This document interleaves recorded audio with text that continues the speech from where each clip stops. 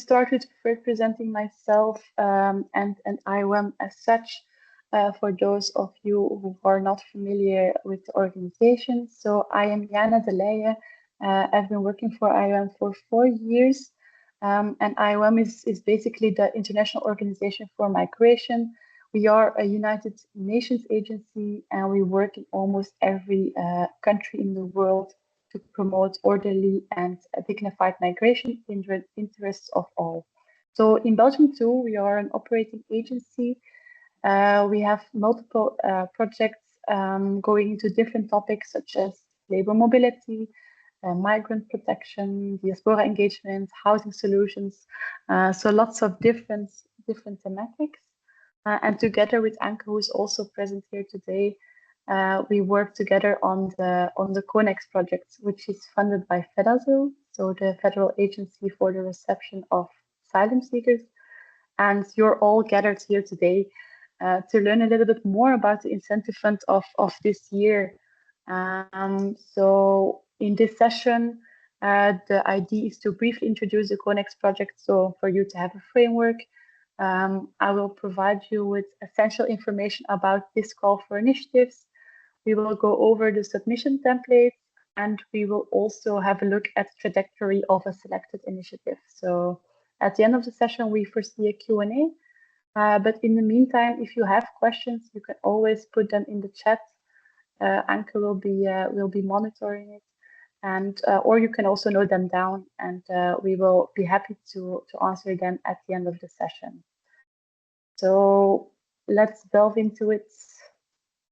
So first of all, a little bit for you to have the framework of where do we place this incentive fund. So our IOM CONEX project is a migrant protection project that really aims to contribute to the empowerment of migrants that are in a vulnerable situation. So to be able for them to enable them to make an informed decision about their future. And we do this through reaching out to those migrants, to providing them with information, to offer them services or to refer them to services.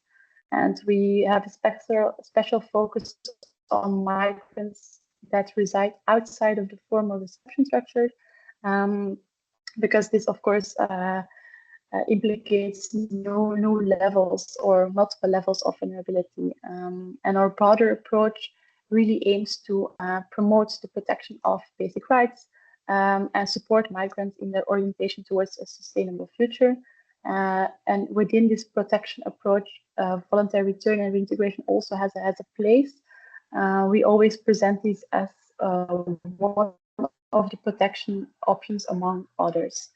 So this is fully in line with the CONEX mission of FedAsyl. So a brief overview of what we will be doing this year within our project. So first of all, the incentive funds that we have launched. We also organize info sessions, training opportunities. We facilitate visits to partner organizations to really make those connections between organizations. We facilitate exchanges of good practices. So these are all important points that we invest in. And then something new for this year is that we will explore an innovative outreach strategy to really address those information gaps. We will organize a community info day, which is co-created with diaspora organizations and local actors in one city. So this is a new thing for this year. And then finally, I am very happy to mention that after the success of last year, we will again organize a training for diaspora community leaders on different topics that are related to migrant protection and assistance. So all very exciting, I have to say. And then the reason for you to be here is the incentive fund. So to give you a little bit the framework of what we aim to do with the incentive fund, we really want to support grassroots organizations in Belgium that implement community-based activities. So activities for migrants, co-created by migrants, and activities that really enhance the outreach efforts, the information provision and protection services for migrants in vulnerable situations. The first point is who can apply for this call for initiatives. So organizations have to be based in Belgium. Their activities have to take place in Belgium. So they have to be operational in this year. Organizations also need to be registered in the Monitor Belgium. So as a legal entity, as a ASBL or a VZW, for example. As of this year, we also offer the opportunity for organizations who are not registered as an ASBL to apply. But then there is a condition that you will have to partner up with an organization as a billing actor. So the partner organization will have to be registered in the Monitor Belgium, but I will mention it a little bit later in detail as well.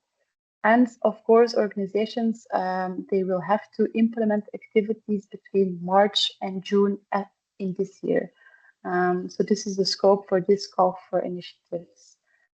We in advance got the question as well, and this is a recurring question, if organizations that applied and were selected in the past, if they can apply again.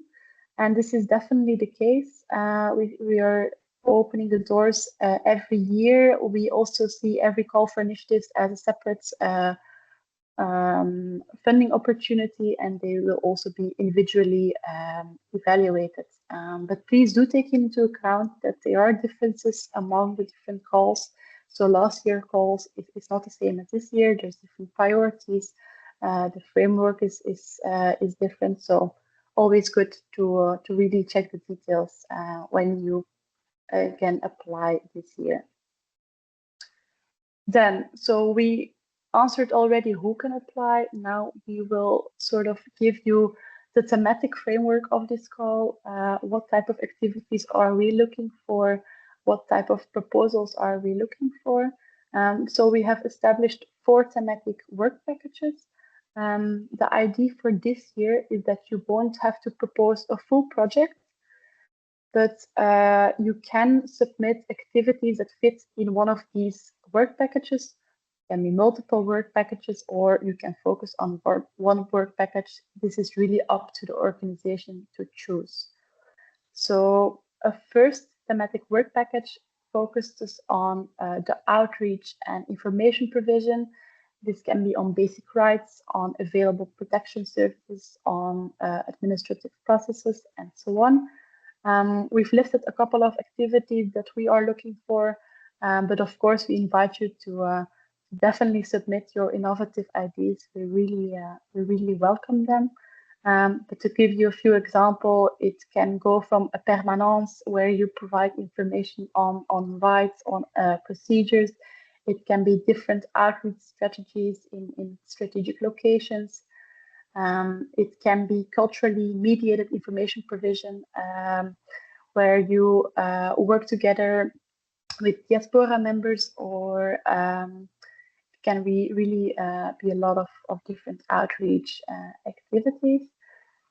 Then looking at the second work package, I have to say there are linkages between the work package. So if you feel like a certain activity can fall under multiple work packages, you just ask to put it under one and just make the reasoning clear why you put it under a certain work package.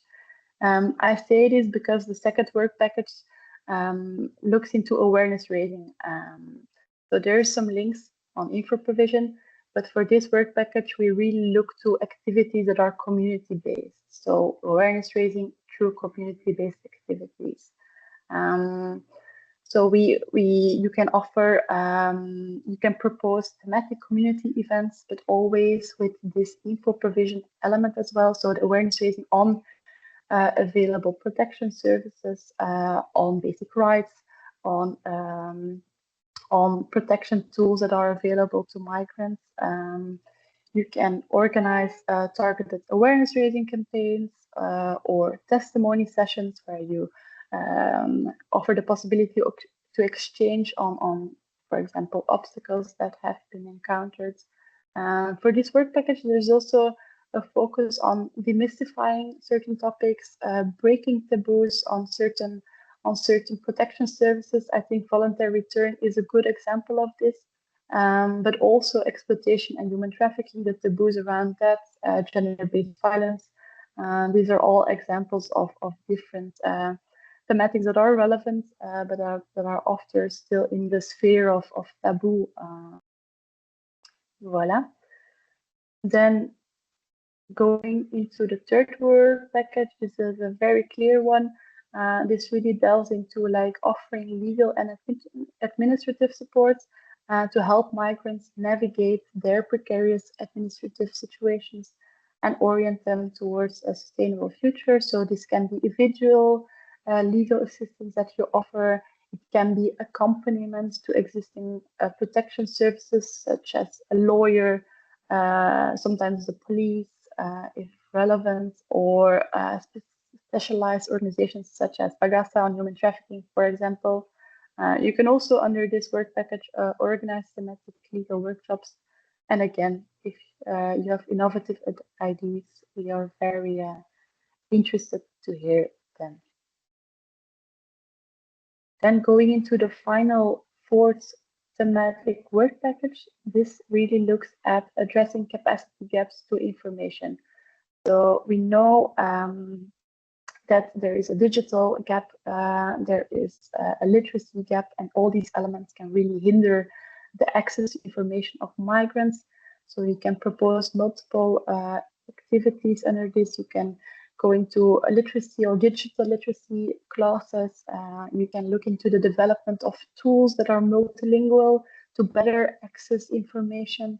Or you can also look into audio-based, video-based resources for migrants with a hearing or visual impairment. So these are a little bit the scope of this final work package.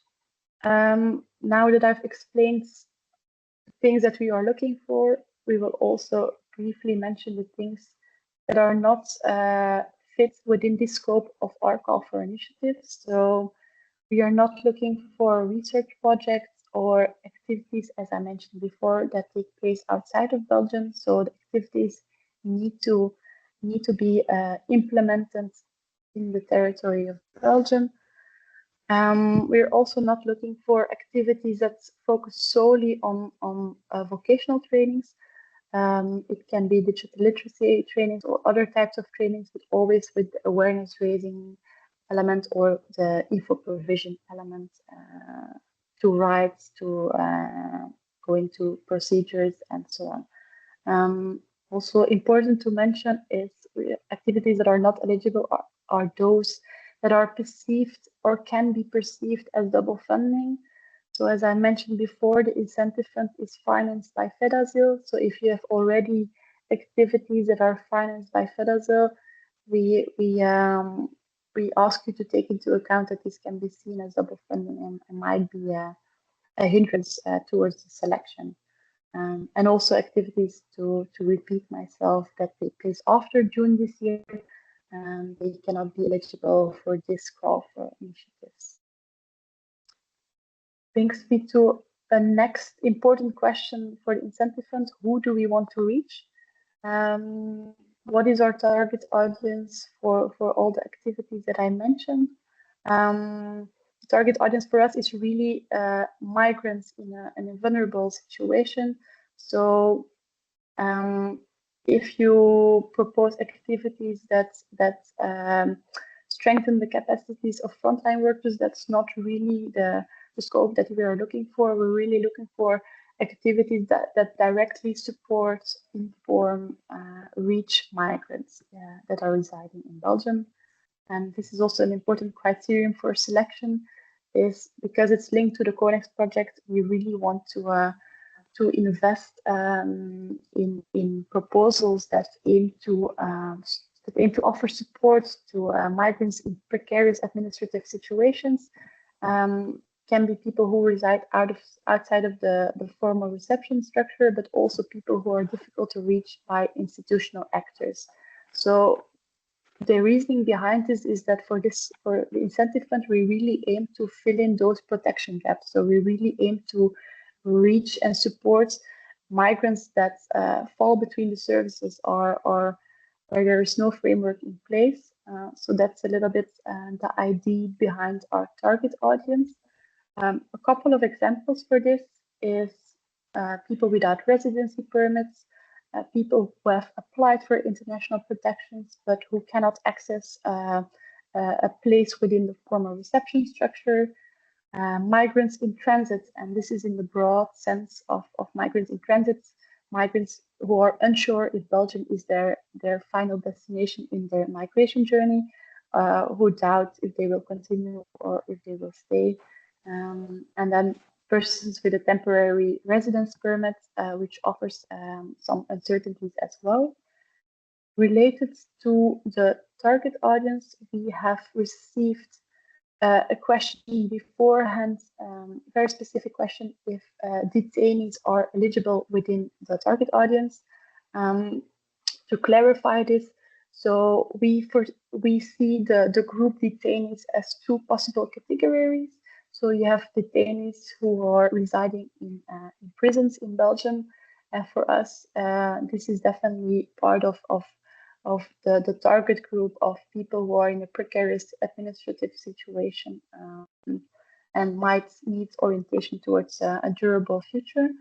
Then we see the second category between detainees as people who are residing in a closed federal center, so in a closed center, and are being detained there. For that part, the rule again applies of minimum 50%. These people are technically residing in the informal reception structure, but they do have a precarious administrative situation. So just to clarify this a little bit. So we have seen who can apply. We have seen what type of activities we are looking for. We have seen who we want to reach. Now important as well is the financial side of this incentive fund. We have a total budget for this call available of 24,000 euros. And each initiative, they can request up to 4,000 euros. It can be less, but the maximum is always 4,000 euros per initiative. Very important is how to apply for the incentive fund. A full submission consists of two propositions, a technical proposition and a financial proposition. In the next slides, we will go into the two templates to explain how to fill them in. We provide IOM templates for this, so in Dutch, in French, or in English. Those are the three languages in which you can submit your proposal. But we do ask to use a provided template. So if your proposal is in another type of template, it won't be accepted. We will, of course, I've also included it in the last slide of this presentation. We will share the links to these templates for you to consult. So applications can only be submitted through email to me. So I've indicated my email address, and the deadline for submission is Thursday, the 26th of February. So it's still this month by midnight. You will always receive a confirmation email by me that I have received your application. If you apply on the 26th by midnight, please allow me to then confirm the good reception the next day. But this is a little bit scope. And also a question that we have received beforehand. If one organization can submit multiple initiatives, we do allow for this, but we ask to maximum submit 2 initiatives to offer also possibility to others to submit. And please take into account that only 1 initiative per organization will be selected. Voila. Then going into the 2 different templates. So first of all, we have the technical proposal template. This is the first page, important points in the first section. It mainly asks for an overview of the organization. So how to fill it in, name of organization. Important is here that, again, as I mentioned, we ask that you are registered in the Monitor Belge and ASBEL or VZW. If this is not the case, then we ask that you mention with which organization you will partner up and which organization will then act as a billing actor. We also ask to indicate the contact email, and this is very important because the selection results will be shared with this contact email. And then lastly, in this section, we ask a commitment. For this year, the contracting process is simplified, but we do ask the one-time investment of an organization to register in our online supplier portal. So this is a portal, a platform basically for service provider, and this enables us to issue payments to them. We will, of course, if you're not yet registered in this online platform, we will, of course, assist you in this, but we do ask to indicate that you are willing to do this one-time investment. Then going forward, the second part of the template asks for the geographical scope of your activities. So in which regions, cities will your activities take place? We also ask you to indicate for which thematic work packages you will submit activities. A final selection will be made, and it will be taken into account that there is a balanced distribution among thematic work packages, but also geographical area of activities. So we will look for projects or initiatives that are implemented in Flanders, in the Brussels region, or in the Walloon region, or it can have a national scope. But important to take this into account. Then we so the next section, the next section of the template goes into the different work packages. Of course, this is to be filled in when relevant, so you can select which work packages you choose to submit activities for. It has the same structure for each work package, so we ask to indicate which activities you will organize under this work package and what you aim to achieve with these activities. An explanation can be brief. We don't need a whole reasoning behind it. It can be quite brief. If the essence is there, that's really good. And we also ask you to indicate some expected results. So for example, with work package 1 that focuses on outreach and information provision, we ask for the number of migrants that you aim to inform with your outreach activities, for example. We offer some possibilities, but if you feel like, okay, I have another expected result that I want to indicate, you can, of course, add to it if relevant. So this structure is repeated for all the different work packages. So work package 1, 2, 3, and 4. Voila, as you can see, each time proposed expected results, but not limited to. Then another section of the technical proposition asks the question on information on voluntary return and reintegration. We ask how will you include this in your activities? So it's really the goal for us to invest in the mainstreaming of voluntary return and reintegration into the protection approach of organizations. What does this actually mean?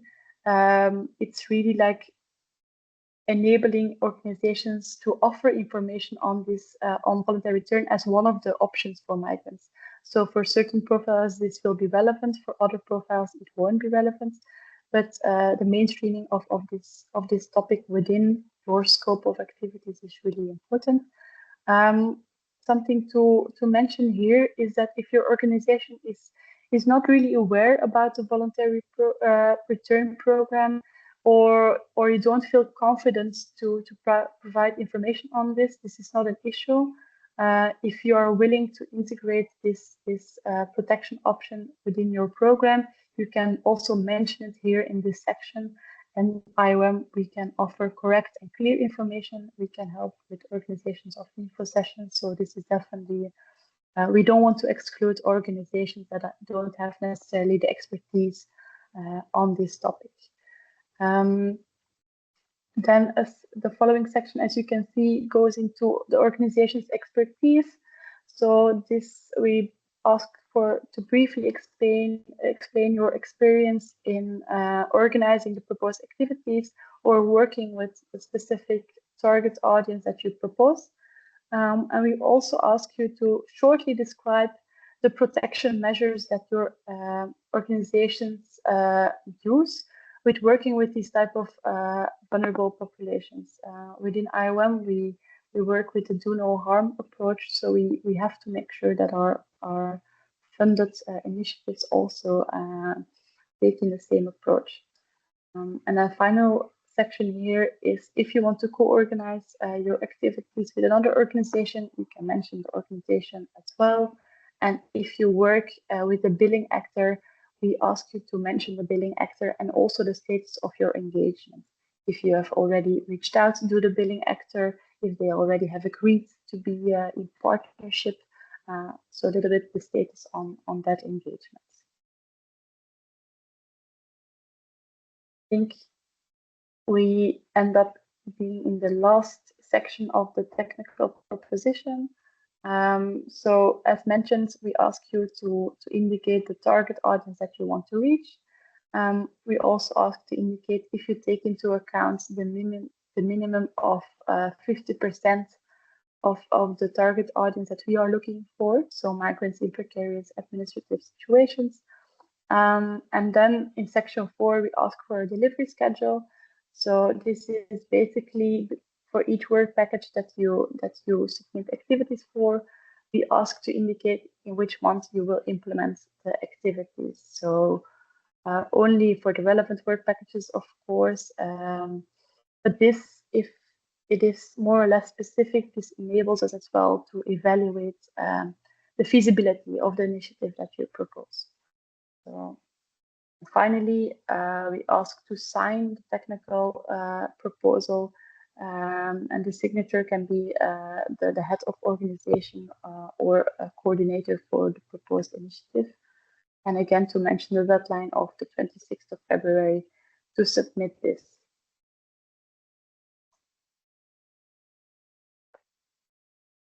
Then, as mentioned, the application for this year is twofold. So we had the technical proposition, and now I will briefly go into the financial proposition. This is a two-pager. We ask again to fill in some key information, the name of the organization, address, the date of submission of this financial proposal, and also contact information. If in any case one of the templates is lost, then we can always connect them again. Then for the final proposition, you will see we will ask a breakdown of a price per work package. So basically, we ask for you to indicate for each activity what budget that you need. So we don't need a breakdown of what type of costs you will include, only a lump sum for each activity. So this leaves some flexibility to the organization to see for the budget how they will use it. And as you can see in the second column, we ask for a final delivery date. This is based on delivery schedule that you have filled in. So, for example, if you plan for activity 1 on your work package 1 to be implemented in March, April, then we ask to indicate the final delivery dates by the end of April, so 30th of April. So you will see we ask for subtotals for each work package that you want to submit activities for, so only when relevant for you. And then finally, we'll ask for the total cost of the sum of the different work packages that you want to submit for. And then as well, we ask that the financial proposal is signed by a head of organization. Maybe some explanation into this last paragraph of the financial proposal. It is mentioned that you submit this proposal in the scope of the incentive fund of 2026. It also mentions that you agree to the predefined payment schedule. So for this incentive fund, we will only offer a final payment after delivery of all the activities. So no interim payments will be issued.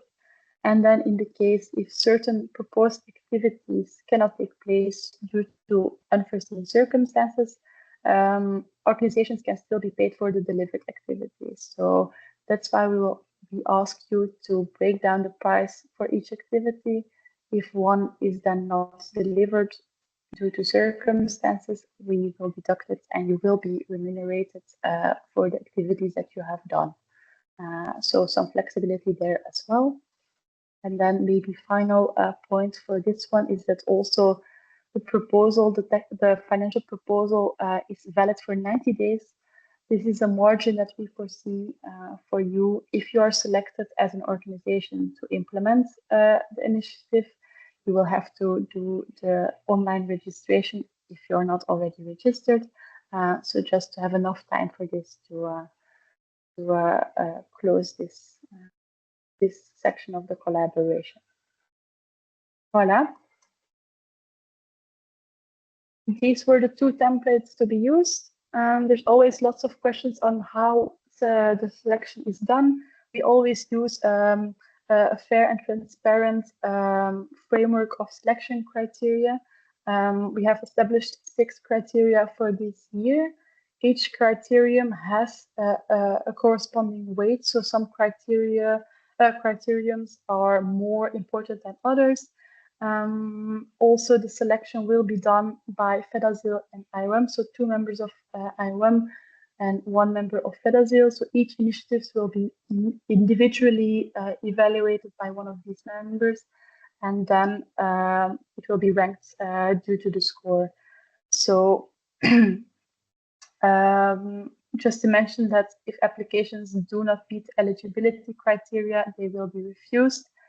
And the minimum score of a funding eligibility is 60 out of 100. And proposals with the same scores, then we will look at the most important criteria such as relevance of activities, and the organization's expertise and experience. These criteria are also mentioned in the call for initiatives document, which is linked at the end of the presentation for you to have a closer look at.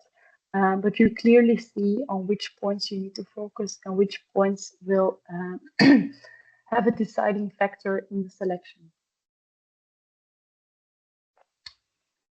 Finally, to mention that we will select certain initiatives, and we will also put some initiatives on the reserve list. Due to unforeseen circumstances, it can always be that one of the select projects initiatives cannot go through.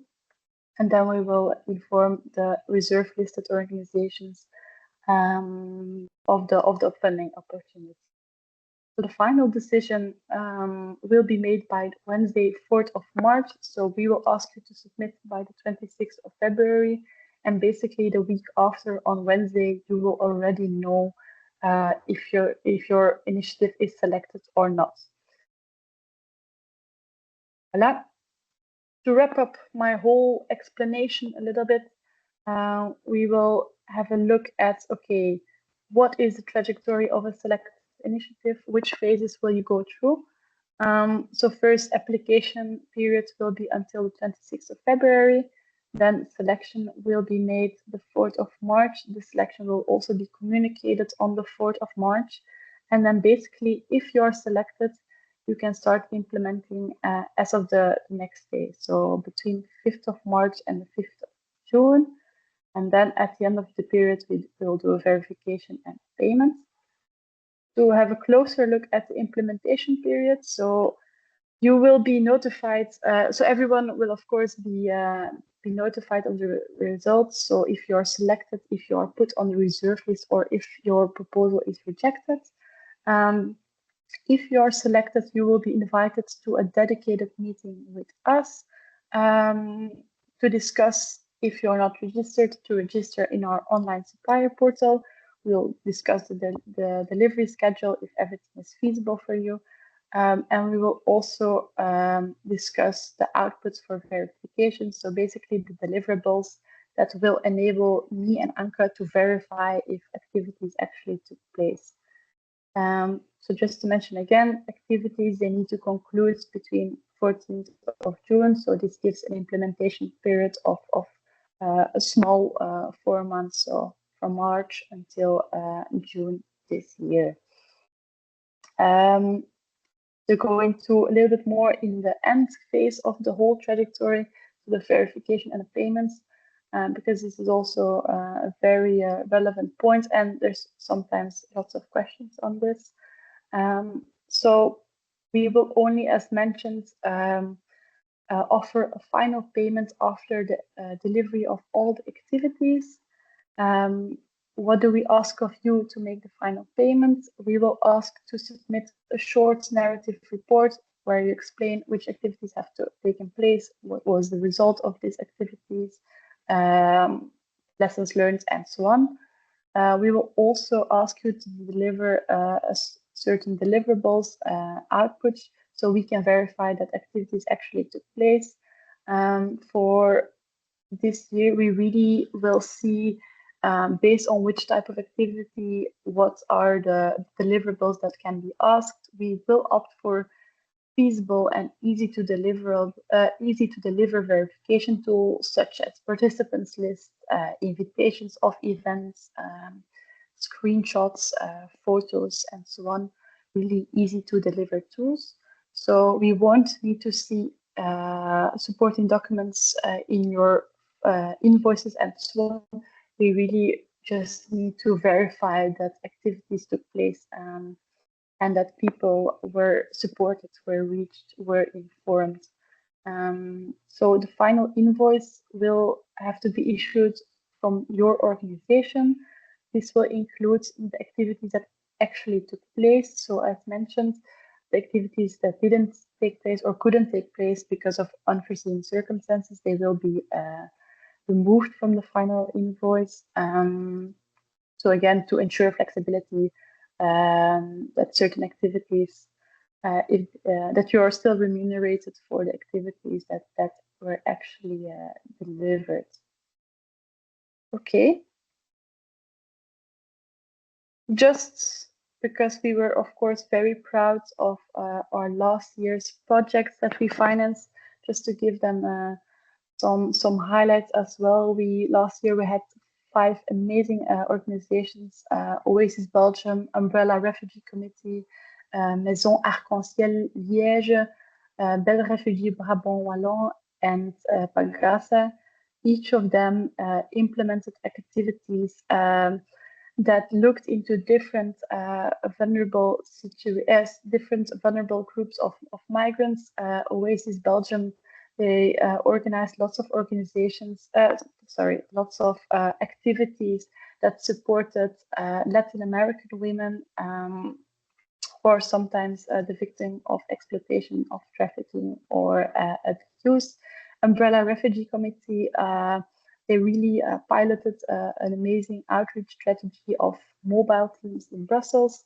Then Maison Arc-en-Ciel Liège, they offered activities for a specific group of LGBTQI+ newcomers, which was very impressive as well. Belle Refugee Brabant Wallon, they offered information activities, exchanges to different migrants in precarious situations in Brabant Wallon. And Pagasa, they implemented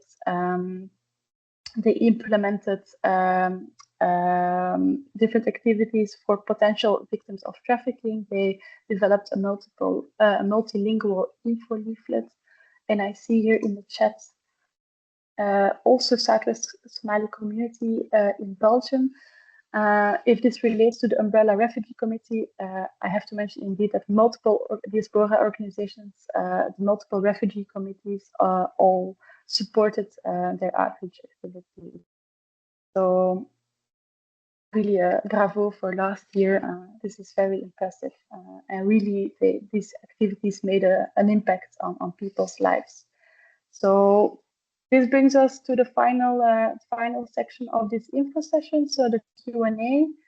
I have linked here the resources, so the call for initiatives document, the two templates, the technical and the financial proposal, and also a frequently asked questions document. So this compiles all the questions that we most get on the incentive funds with relevant answers. So this brings me to open up the floor for questions. I don't immediately see questions in the chat. So this means that I was extremely clear in my explanation, or that you still have some pending questions to ask. So if you still have questions, you can raise your hand or you can open up your microphone. We're very happy to receive questions and to answer them.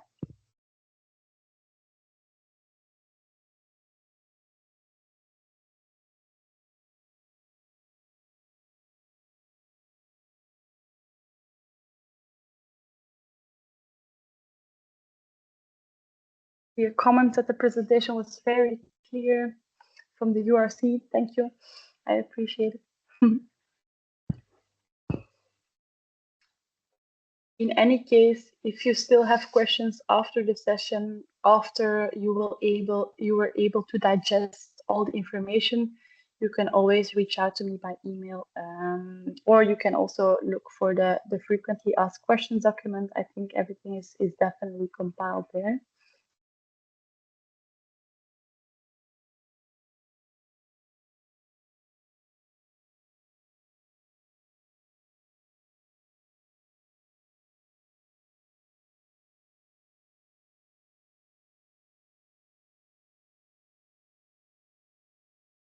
I don't know if there's any more questions. See, someone is typing, so I will wait a minute.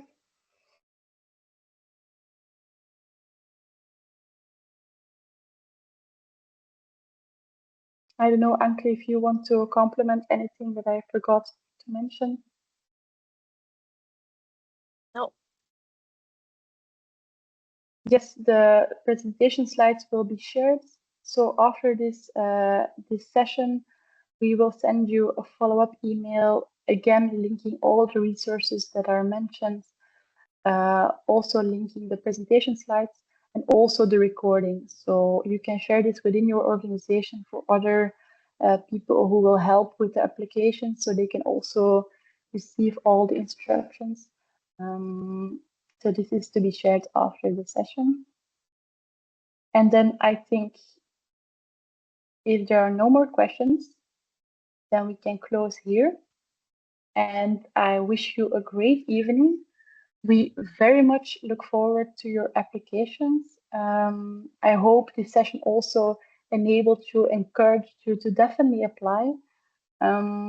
We are always happy to receive innovative ideas, new creative ideas, and each year we see that organizations really